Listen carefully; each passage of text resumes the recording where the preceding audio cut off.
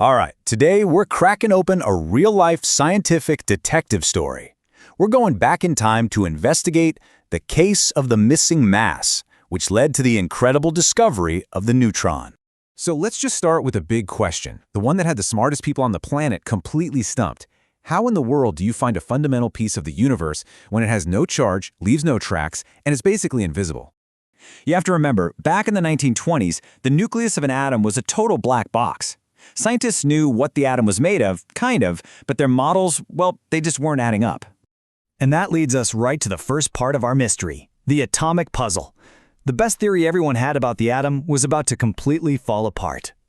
Okay, so here's what they thought was going on. It's called the proton-electron model. Seemed logical, right? You've got these heavy, positive protons for the mass, and then you just toss in some light negative electrons to balance out the charge. But there was a huge problem.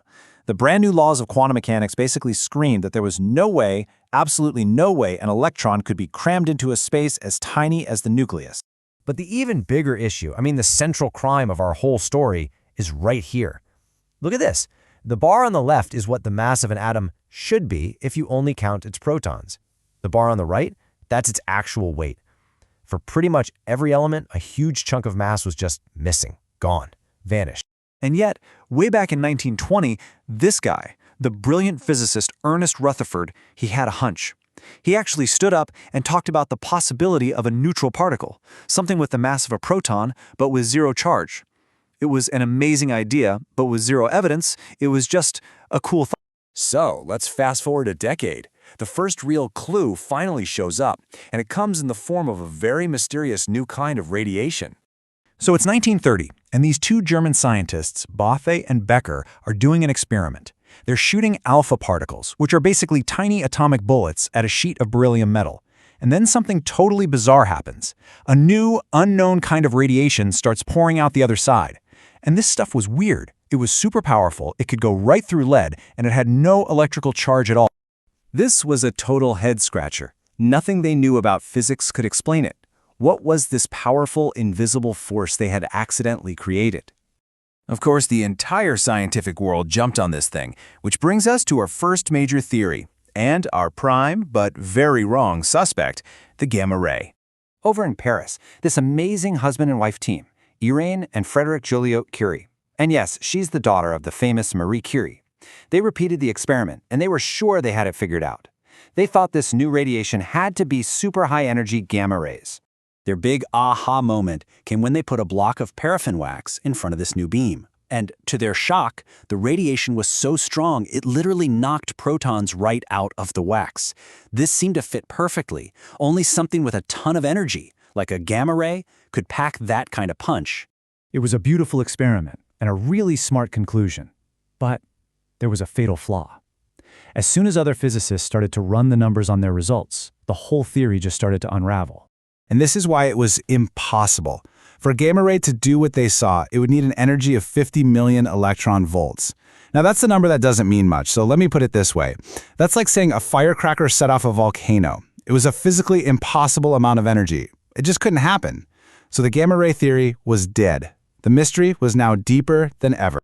And that is when our lead detective finally enters the story. It's time for the big breakthrough. James Chadwick cracks the case. So over in England, James Chadwick, who had actually been a student of Rutherford's, reads the Joliot-Curie's paper and just thinks, no way.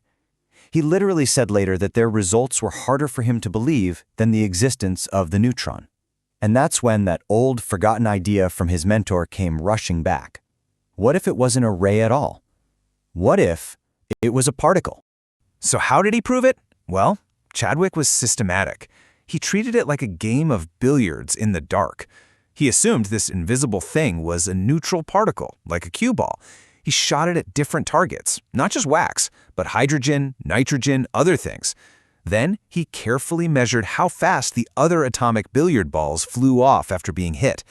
From that, he could work backwards and calculate the exact mass of the invisible cue ball. And here it is, the smoking gun, the moment the case was solved. The known mass of a proton was about 1.007 atomic mass units. Chadwick's calculation for his mystery particle? It came out to 1.008. It was a near-perfect match. The conclusion was undeniable, and it just rocked the world of physics. This thing wasn't radiation. It was a real physical particle, a fundamental piece of our universe that nobody had ever seen before. And with that one discovery, everything just snapped into place. Let's look at how the neutrons solved the atomic puzzle once and for all. Chadwick gave it a name, the neutron. It was a brand new resident in the atom's nucleus with zero charge and almost the exact same mass as a proton. And just look at how neatly it tied up every single loose end. That missing mass? Found. It was the neutron. The quantum problem of electrons in the nucleus? Gone. They weren't needed anymore. That mysterious radiation? Yep, that was just a stream of neutrons. And Rutherford's crazy prediction from 12 years earlier? Absolutely nailed it. Case closed. But finding the neutron wasn't just about solving an annoying science puzzle. It completed our picture of the atom. And in doing that, it basically handed humanity the key to unlock the unbelievable power that was hiding inside the nucleus. So, the neutron solved this great atomic mystery.